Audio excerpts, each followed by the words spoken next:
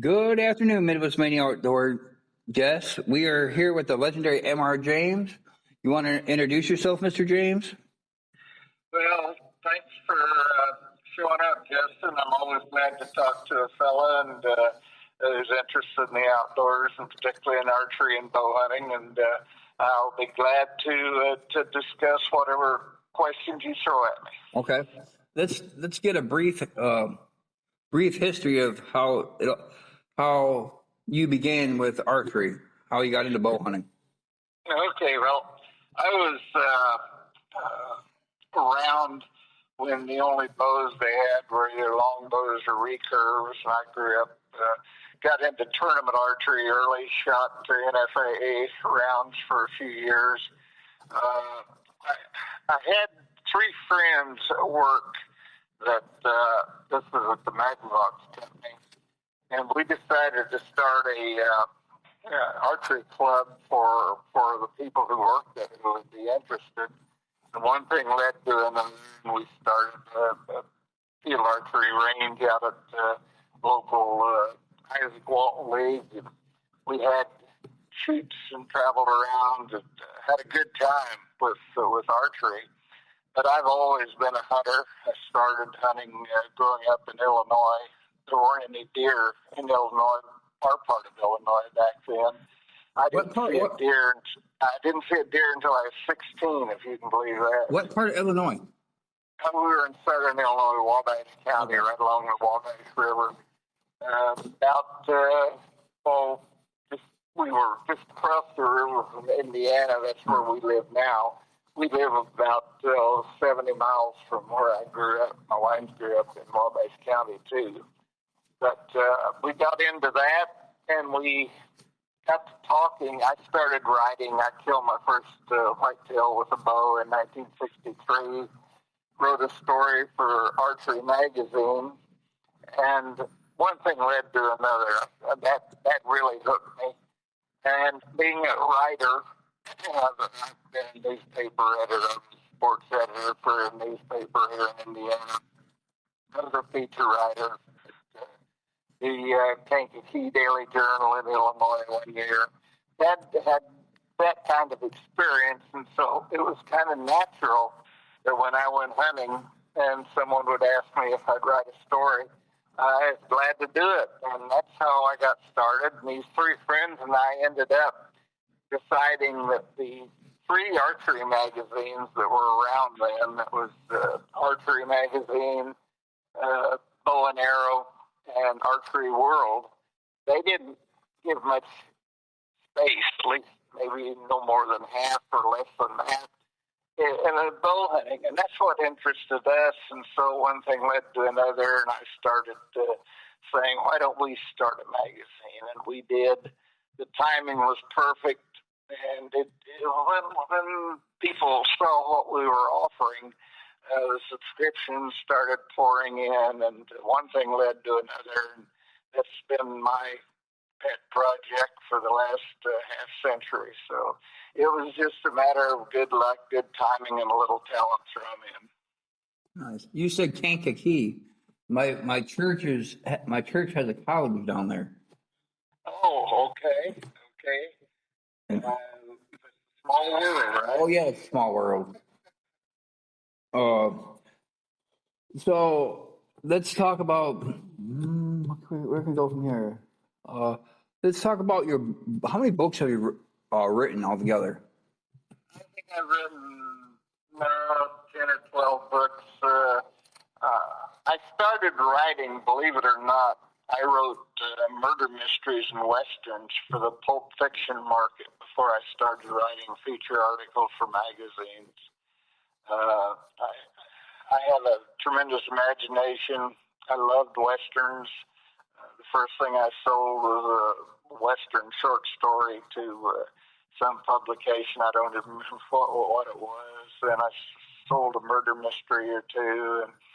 But I also, when I killed that first deer, I sent it to Roy Hoff, who was the editor of Archery magazine, and he loved it and published it. And, I got paid big bucks.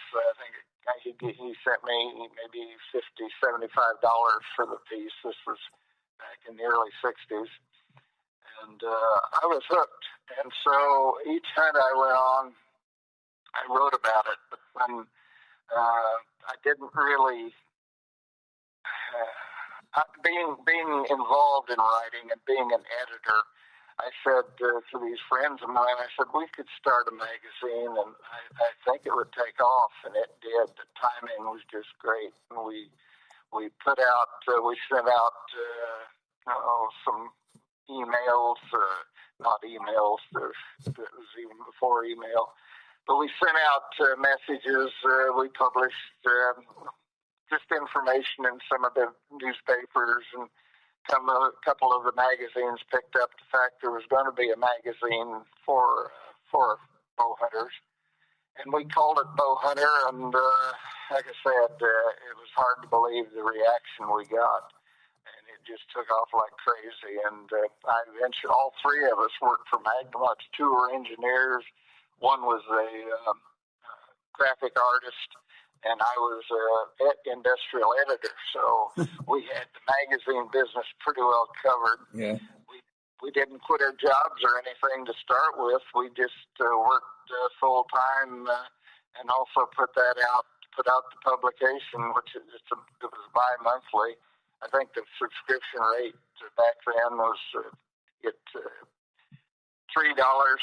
for 1 year. That's 6 issues, or if you want to pay $5.50 for 2 years. And it was a cheaper time. Publishing a magazine didn't cost that much, and we were able to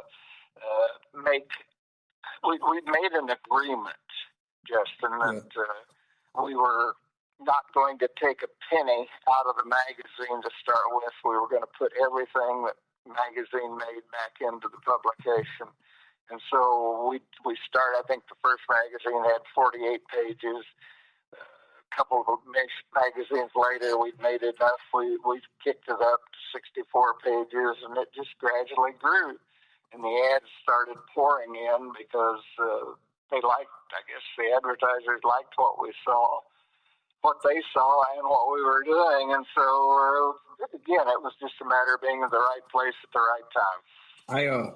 I just ordered a new traditional art bow hunter magazine. It's called Trad Hunter. I saw an ad for that earlier today. It's the first I'd seen of that, and I'm not surprised. I mean, that shipped to my door from Canada. It was $28, but it's done in like the old, I would say almost like 30s and 40s Field and Streams. The guy's he's a graphic artist by trade, but he also runs an archery shop now, like feeling standing with archery, and he hand draws everything, and it's good. I enjoy it. Well, I'm sure you're aware of the traditional bow hunter magazine. Oh yeah. And I got a call one day, and I was on the Pope and Young Club board of directors, and we were having a meeting out in Idaho, and I got a call from the publisher, and he said, wondered if you'd stop by. We got to pick your brain. We're thinking about starting a traditional bow hunter magazine. And by golly, I said, sure, I'll be glad to do it. So I sat down with those guys, and we kicked ideas around. I told them how we were working, and I wished them well. And the end result, that thing took off and has really done well for itself. Yes, my wife calls it a lifetime subscription, pretty much, because when my subscription dies, I renew it immediately. It's an automatic renewal, so I enjoy it. And I've submitted a few articles to them. I haven't had any published there, but I've had some published in Field and Stream, and a guy. There used to be an online magazine we would call the Average Outdoorsman. I have 2 of them published there.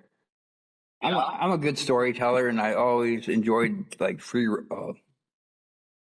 English class in high school, we had free writing time, and I just did that. Otherwise, by trade, I'm automotive technician. Yeah. I still stay in good contact with my American literature teacher. He Uh-huh. goes, out of all my students, I would never think of you, the one to be published. Well, well, TJ and I from Traditional are still good friends. In fact, we were together last year at the Professional Bowhunter Society gathering in Kentucky. TJ came in from Idaho, and I drove over, and that's the first time we'd always see each other at Pope and Young meetings and things. But So you're he, go ahead. and I was just going to say that he would contact me at times looking for advice, and I'd try to help him. So I didn't consider Traditional Bowhunter, the other bow hunting magazines, archery magazines, to be really competitors. We were doing so well that it just didn't make any difference. And if I could help those guys, I wrote stories for Sports Afield and Field and Stream and Outdoor Life.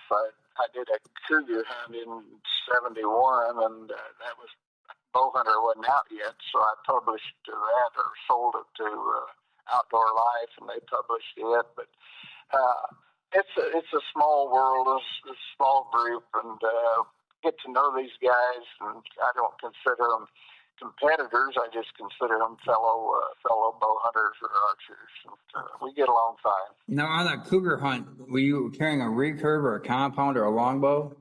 I was shooting a recurve, Black Widow, custom-made recurve that I had the Wilson brothers. They were still alive and making bows. I got to know Ken Beck real well afterwards. But it was one of the Wilson brothers' Black Widows, and I consider that my all-time favorite bow, traditional bow. I have a Raising River longbow. And it's a smaller company. It's a takedown. But that dude, that guy makes some amazing bows. Probably the best bow I ever shot. And the funny thing is, I'm the third owner of it. And my buddy Jeremy goes, he bought like a lot of bows. I call him the horse trader of bows. Yeah. So he goes, I just need a longbow. I shoot 3D and my limbs were failing on other longbow. I go, I just need a bag of bow. He goes, you give me $180, I got a bow for you. Okay, I got you. And I bought that. And I went and I contacted the guy because I had some questions about it. And I go, yeah. He goes, how much you pay for that bow? That was my big mistake. I think I might have offended him a little bit. I didn't mean to. And he goes, do you know what the original guy paid for that bow? I said, no. He goes, 800 some bucks. I go, well, I don't know why he didn't like it because it shoots fine for me. But I also have an old Shakespeare Super Niceta. I shot a Shakespeare recurve at one time. I've experimented with a lot of them. Fred Bear used to kid me. He'd say, you need to see the bear bow. And I said, well, I like bear bows, but I've got this Black Widow that I really love, and I've taken more big game with it than any other stick bow I had. I had a good friend in Montana who was a dentist bow hunter. He and Fred Asbell and I went on a caribou hunt together in Northwest Territories back, oh gosh, I forget what year it was. We were just getting going with bow hunter. And my buddy wanted to borrow that Black Widow on that caribou hunt. This is Dr. Chuck Wiggins from Kalispell, Montana. He killed 2 bulls, record book bulls with it. I scored them for him as an official measure at Pope and Young by then. And I measured it.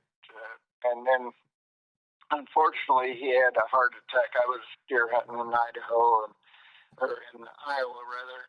And got word from my wife that Chuck had been rushed to the hospital and didn't look good. Anyway, he lived for a few years, but finally passed away. And I was living back in Indiana by then. We flew out for his funeral, and I said a few words to family's request. And afterwards, the family gave me that bow. It was a bear's paw recurve made by Neil Jacobson, Yep. who's a Montana boyer, real sweet shooting bow. And his family asked me to shoot something with it. And so here on the farm that fall, I killed a 10-point buck using Chuck's bow, and I wrote a story for Bow Hunter called "One Last Hunt with Dr. Chuck," and it was a special bow and a special to be able to make the family happy, and I did feel Chuck's presence while I was hunting there. We were probably best buddies. Right before I moved out of Montana, I drew a resident moose tag, and Chuck insisted, this was after he'd had his heart attack, and he could barely hobble around, but he wanted to go scouting with me. Yeah. He'd walk a little while, and finally he'd say, well, I'm going to sit here on this log. You go on up the trail, and you can pick me up on the way back. That sort of thing. And I killed a bull with that bow, and I wrote that story for Bow Hunter magazine. And he just, that bow is still special. I've got it. It's one of my favorites, along with my Black Widow. And that first, what I killed a number of animals with was a Colt Huntsman recurve. Those two bows are on display at the Archery Hall of Fame Museum at Bass Pro Shops in Springfield, Missouri, along with some of my other memorabilia. Back quiver that Glenn St. Charles gave me that I wore for a number of years. I didn't like to have a bow quiver on some of my recurves, and so I wore that St. Charles quiver. But a lot of I guess what I'm getting around to too is to say that it's the people I've met in bow hunting, from whether it be Glenn or Fred Bear, or Jim Doherty, I hunted with these guys some, and I miss them, and the equipment that I have and the memories I have are really precious in retrospect. The funny thing is, I have a list right in front of me, and I'm trying to, I follow it, but you're following it to a T without seeing it. It's amazing. I don't. I was gonna ask you what organization you belong to. Then all of a sudden you popped up, started talking about the PBS. I'm a PBS member too. I'm not a full blown member. I call it a apprentice or associate member, whatever it is. I haven't killed enough stuff yet. But well, you got a long hunting history ahead of you. Hopefully, if the good Lord lets me. But no, the biggest whitetail buck I ever shot was my son's best friend, and I grew up with his mom. Me and his mom were real good friends growing up. He lived down the road from us. He bought me that Shakespeare night seat at a garage sale for $3. Yeah. 2 weeks before the deer season started in Illinois, I twisted my limbs on a Martin recurve. And I'm going, oh crap! What the heck am I gonna do? I don't have another bow sitting around here for me to shoot. Well, he bought me that. It had a slight twist in it, and I twisted it back out, and I shot it. 3 days later, I shot a buck with that. The biggest buck I ever shot. Right. Well, like I say, been around a while.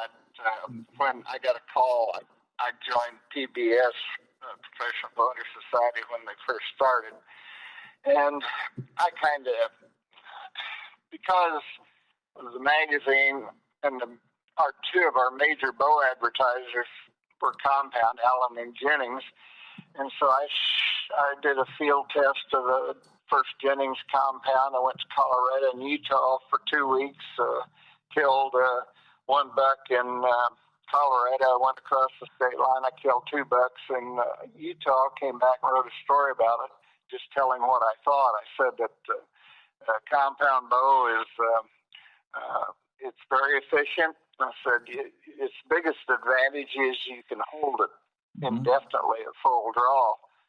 But I said it's probably the ugliest bow that's ever been made. And I heard a lot of people comment on that, but as I said, I'm still a stick bow hunter at heart. I can't handle the heavy stuff much anymore. If I shoot, of course, recurves come. You get 35, 40 pounds, which is the minimum in some states. You can kill a deer with that. You just have to be a little more selective on the shots you take. Then I had Ron Crouch from Benton Bow Productions on my podcast last week, and he was talking about PBS. And he goes, I'm one of the original members. You said you started when it first began. Did you get one of the belt buckles with a number on it? Yeah. What's his name again? Ron Crouch. Oh yeah, I recognize the name. I've got here in my office. I'm looking at it right now. Let me see here what it says. I was a life member PBS number 7, and all the first 6 people are now deceased.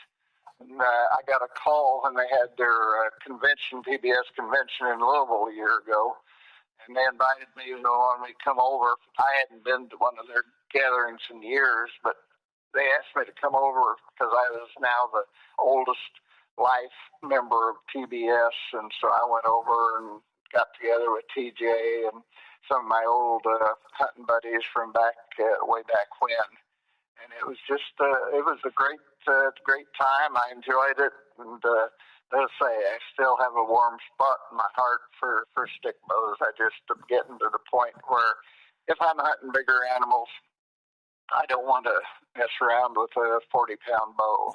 You can kill them with it, but I just like to shoot minimum of 50, 60 pounds, and it's getting a little more hard to handle. I'll turn 85 later this year, and it's just not as strong as I used to be, and I recognize it.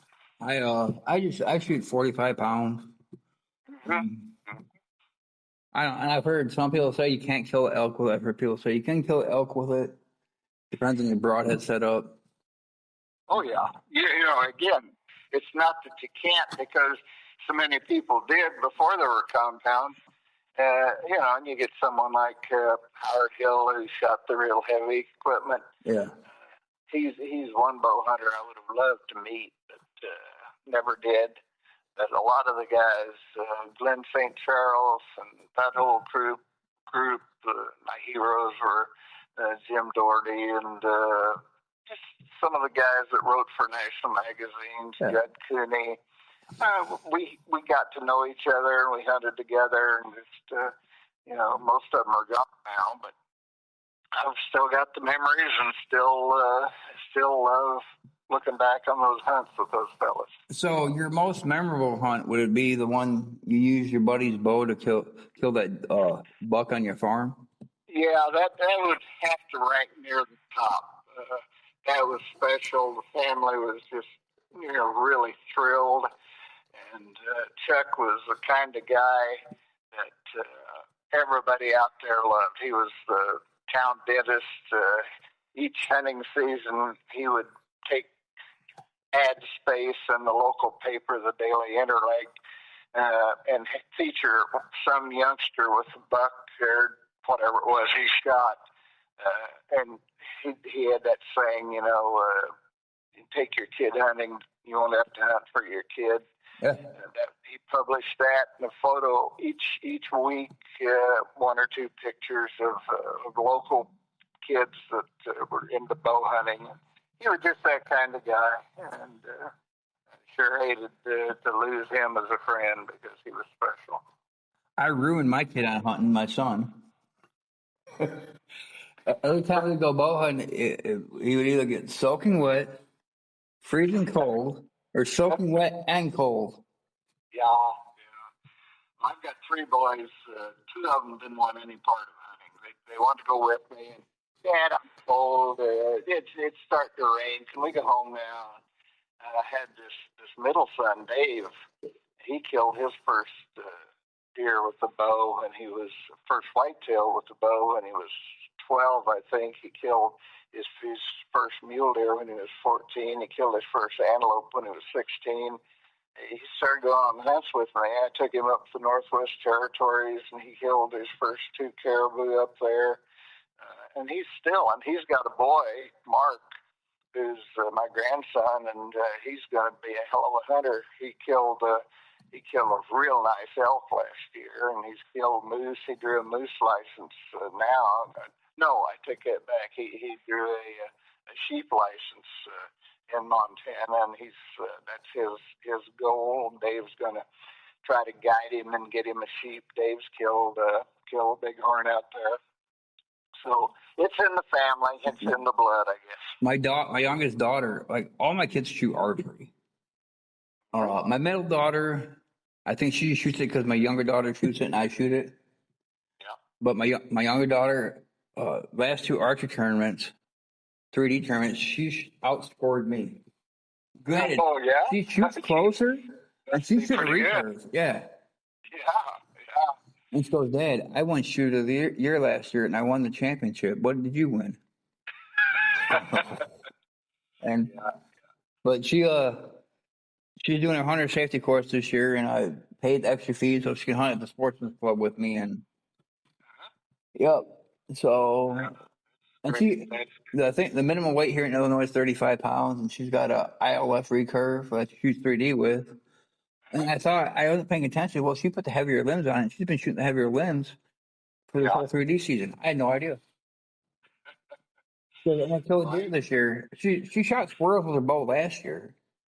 Yeah. And, like out of trees. I'm like, you can't do that. You don't have a hunter safety course or a hunting license. She goes, well, you didn't tell me I couldn't. Oh, great. Yeah. Here we go. When I shot tournaments, in Pearson, night. No, not night. I'm trying to think of the name of it. It escapes me right now. Oh, Lord Mercury. It had actually in the handle, it had 2 capsules of mercury worked as a stabilizer of sorts. And that bow and my Ben Pearson knife, the Black Widow and that Ben Pearson knife are on display at the Archery Hall of Fame in Springfield, Missouri now. So the one with the mercury in the handle, is that on display too? No, I ended up selling that. I wanted it. Go ahead. He made me an offer, and he really wanted it, and I said, yeah, I'll sell it to you. I'm going to go look that up because I think that's pretty interesting. I'm an automotive technician, and I think some of the older stuff is pretty cool. Oh, well, yeah. Check it out. When Jim Doherty had his archery shop, and when he got out of it, and he sent me a lifetime supply of Easton 2219 double X75 arrows that he said, I just didn't want you to run out. That was my favorite arrow, and he sent me those. And another one that I hated to see lost, but he was older, a few years, and he's gone to be with Fred and some of those other guys. Well, I got a hold of some old microflights a while back, and one of the old guys at my archery club, and he's older than you. His name is Jim Dorney, and he goes, Justin, you're a mechanic. I said, yeah. He goes, do you have a dial indicator? I go, yeah. He goes, run those shafts and dial indicator in 3 spots. And he goes, tell me if you can find a carbon arrow that's straight. And they were like super straight. For as old they were. I go, if I was going to buy carbon shafts now with that straightness, I'll be costing up $600 for a dozen. Oh, yeah. But they're heavy. I looked at the price of those now. I mean, I got a new catalog here the other day. I looked at, there's those selling for over $2,000. Yeah. Granted, I do own a compound, and it's a company out of Iowa called Expedition. And I bought it for my dad, but he had cancer. He had cancer, and he never could really pull it back. It's only a few years old, and I'm going to take a deer with it. I took it out a few times last year, and I just like the weight. Granted, it only weighs 3 pounds, but my longbow is light, so it's like carrying a cinder block. Yeah, I've got a Fred Asbell made a bighorn recurve for me, but he also made one of his longbows for me. We hunted together. We grew up. He was in Indiana, just across the river from me. We grew up. We were same age. We both went to college the first year together.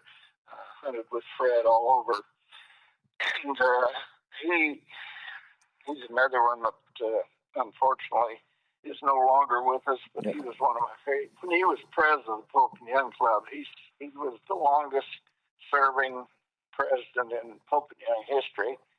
And I was vice president for most of those years with Fred, and we hunted all over. And I published. I made him Bowhunter Magazine hunting editor for a lot of years too, and he got to hunt all over. And when I decided to step down, I had Dwight Shue take my place at Bowhunter, and I got out of the business. I was doing more writing and editing than I was hunting, and that wasn't the idea of having a bow hunting magazine. Right before Fred passed away, I called Asbell Wool and wanted to know what books they had in stock, because I would go and like order them on the internet or Amazon. They wanted like astronomical prices for them. And I called them. I said, "Do you have this in stock?" And I said, "Yeah." "Well, how much is it?" And they said, "I go, okay." And I ordered it, and I didn't know he signed it until after he passed away. Yeah. And Teresa, she's a special lady, and I felt that loss probably more than just about anyone. I remember when Papa Bear died and Jim Doherty died, and those were sad times. But Fred, I felt like I'd lost a brother, really. He and I had so much in common, being the same age, and you he knew was a him hell of too. a writer. I'm sorry? Like you grew up with him too. So Well, we didn't know each other. We didn't meet. We even went to, I said we went to the same college, Evansville College, our freshman year, and we didn't know each other then. And it wasn't until afterwards we got to hunt together and talking about it. you're from where? We had a lot. Yeah. It's Beg like pardon? I said, you're like got talking. You're from where? I live right across the street from you. Yeah, he was in Petersburg, and I was in Mount Carmel, Illinois, and he was in Petersburg, Indiana. It's only about 35 miles apart, probably. Fred was special. I mean, he was one of my best friends ever. That's I made a pretty one of my good friends. I met at the archery club. His daughter was good friends with my niece. His daughter passed away in a car accident, and like he was always for birthday parties. They would come. They would be over at my stepsister's house. I never met him before, and just in passing. And I mean, he's probably my best friend now. He's the one that gave me. He supplied an arrow chest. Like, yeah. He goes, "Here, I got something for you." He's the same guy. Got that bow. He's the horse trader of bows. But he's a good guy. What's your take on crossbows? I don't like him. I'm not. You know, I think there's levels of dislike for crossbows. Yeah. The traditional guys hate them. The compound guys understand, I guess, and they accept the fact that they're here to stay. I had a friend of mine from here in southern Indiana who was a crossbow salesman, and I was writing my last book. And I called him. I had a chapter on crossbows. Was that the bow hunting gospel? Yeah. Yeah, I have it. I think I remember. Well, I don't know. I'm trying to. My memory's not what it should be. don't remember offhand which one it was. No, it was bow hunting gospel. That's not it. Shoot. I thought that. It was bow hunting gospel from the book M.R. Yeah. You have to forgive me. I'm showing my age. But yeah, I had a chapter on crossbows in there, and I wanted to this ad this bow salesman, crossbow salesman came out, and I've got a shooting range outside of the house, and that was the first time I'd shot a I did shoot a wooden crossbow on a hunt. It was in camp, and I shot it at a target just to say I'd shot one. That was the only one I'd ever shot. But I got this modern one, and it was a Raven. Yep. And that's one of the top of the line, I guess, manufacturers. And I didn't shoot over 25, 30 yards. He backed off to 100 and hit the bullseye 3 times in a row, and that's not archery. No. I've killed deer at 60 and 65 yards when I was shooting instinctive, and just, field archery, you shoot at 80 yards, but I just never was comfortable. The idea, Barry Wenzel, who says it's not a question of how far, but how close you can get. And that's exactly right as far as I'm concerned. They're here to stay. They have a place in archery because they are an ancient weapon. Yeah. They are a mechanical weapon, which is people that hate crossbows should just detest compound. Or and I don't try that again. I'm saying people who don't like you shooting compound should really detest crossbows because they're so much more deadly. I mean, I could pick up that thing. I'd never shot one since I'd probably been 30, 40 years since I'd shot one, and I was hitting the bullseye every shot. Yeah. It's like shooting a 22. It's just not archery to me. I agree with you. I said, if someone's handicapped or a certain age and they can't pull a vertical bow back anymore, give them hunt with a crossbow if they still want to hunt. If they got the legs to do it, let them hunt. And but some of these guys all the guys I helped track deer this year, they all shot crossbows. But one was my doctor friend, and he's a real nice guy. Well, he had rotator cuff surgery on both shoulders, so there is no way he's pulling back a bow. My other friend, he shoots a crossbow. He had an accident at work and he damaged his wrist. But I think they shoot. They're fast, and as they shoot mechanical broadheads through them, they're punching through before the blades are going to open up. They're never going to go away. No, they're not. They're here to stay. Face that. And, people who use them, more power to them, but it's just not for many of the guys who are really serious bow hunters. And that's what I said at our archery club. I said, if you're a bow hunter and you hunt with a crossbow, you're helping towards conservation, all to the same when you buy your license and all that stuff. If you, it helps. I said, it's here to stay. Like, I'm not a big AR platform gun guy either, but they're here to stay. They're easy to shoot. Yeah. That's for sure. We didn't accept any crossbow ads in Bow Hunter magazine ever.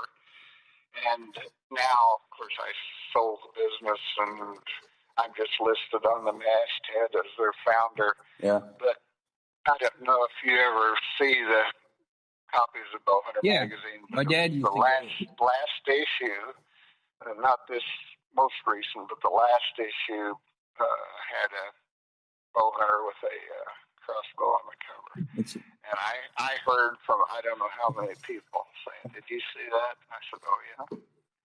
So I was when I sold the business and I was still involved. One of the company's vice presidents came to me and said, "We just want to let you know you're going to we're going to have crossbow ads in bow hunter. And I said, oh, really? And Yeah. he said, yeah, we decided it's business. And I said, well, I'm going to turn in my resignation. Just let me know when it's going to start, and I'll have my resignation on your desk. And he said, are you serious? And I said, I'm dead serious. I'm not going to have a magazine that I started offering crossbows for sale. And he said, well, I'll talk to the board and get back to you. And he came back and he said, well, we want you to stick around, so we're not going to accept ads. But of course, after Dwight died, Dwight Shue, who's the editor, he passed away, and they made some changes, and I got word that it was coming, and I still write a piece for them if they ask me. Yeah. I sent Dave Samuel when he retired. I sent some memories of Dave, and it was published, and I published a hunting story. In fact, that one last hunt with Dr. Chet was in Bowhunter, but that was before they went crazy about crossbow ads. But anyway, it's not my magazine anymore, and they can do what they want with it. Like one of the older guys who at a sportsman club meeting last night asked me, Justin, are we allowed to use crossbows on the National Land Institute property where we help manage the deer population? I said, yeah. There's no restriction. You're only allowed to hunt deer there, and if you shoot one buck, you got to shoot a doe next. That's the rule. And they're like, well, what do you shoot? And the NLI guy comes over, and he's a board member of the sportsman club. He starts laughing. He goes, don't even get him started. He goes, what? Do you shoot like a Matthews? He goes, no, Justin shoots a longbow. And he goes, did you kill any deer? I said, no, I had quite good experiences last year, but I'm not always shooting deer at 60 yards either. So, and I'm on the ground.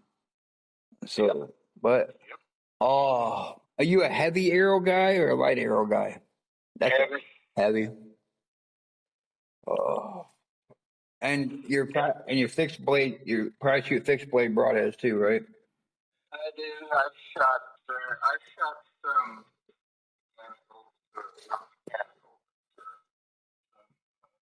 razor blade inserts, heads, and even I shot their razor heads for a lot of years, and I'd sharpen them, but I had that bleeder blade in too.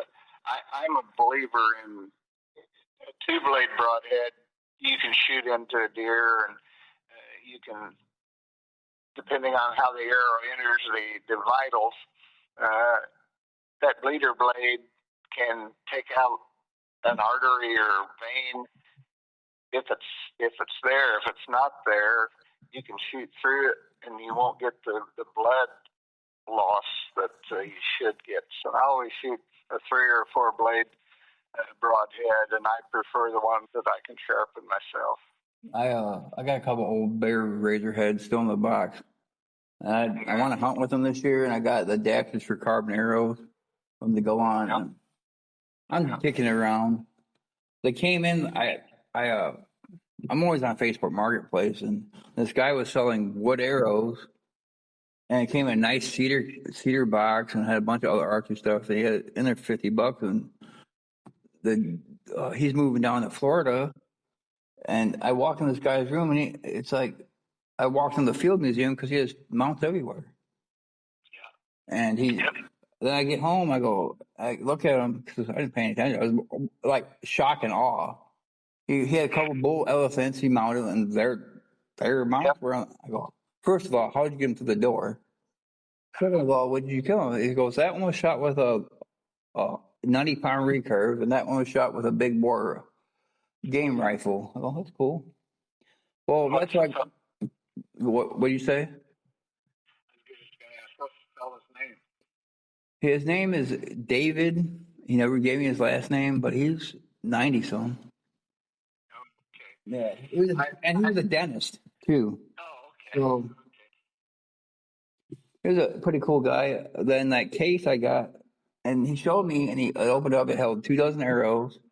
Then his dad made it. His dad was a furniture maker, like from the 1920s, and it's all cedar. And yeah, you can put 2 takedown recurves or longbows in there, depending on length of limbs. They lock down there, and then you have a drawer with all your gear. I get home, and that's what end up getting those microfights from. They're not wood arrows at all. I go, I said, do you want me to send these back? These are the wrong case. He goes, I have so much archery stuff. We were shipping stuff back. I must have gave you the wrong case. Do you want your money back? I said, no, I'll take these. Well, I had like 4 dozen broadheads of different manufacturers in there. Some old school game getters, Easton game getters. They were 2020s. I've never seen that size before, and they were all silver. Were in there too.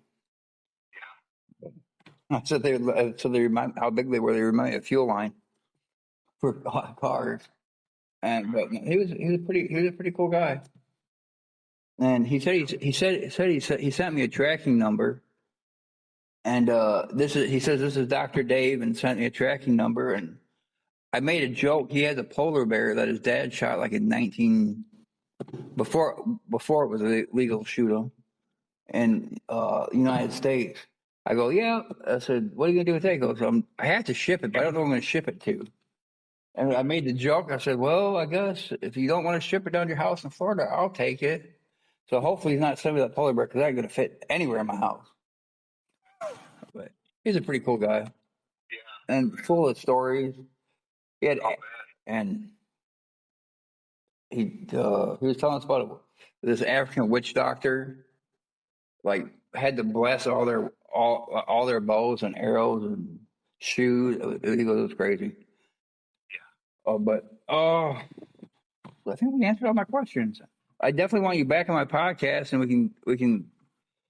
I'm going to read more of your bow hunting gospel and read it cover to cover, and we can discuss that. I can review it with you if you would like to. Is that your newest book? Yeah. Okay. That's what I thought. My buddy Jeremy said it wasn't. I go, I'm pretty sure it was. Yeah, it is. I'm debating. I've been asked to write another book, and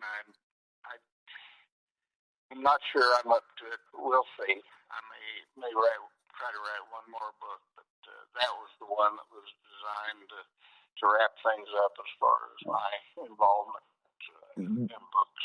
Do one of hunting short stories.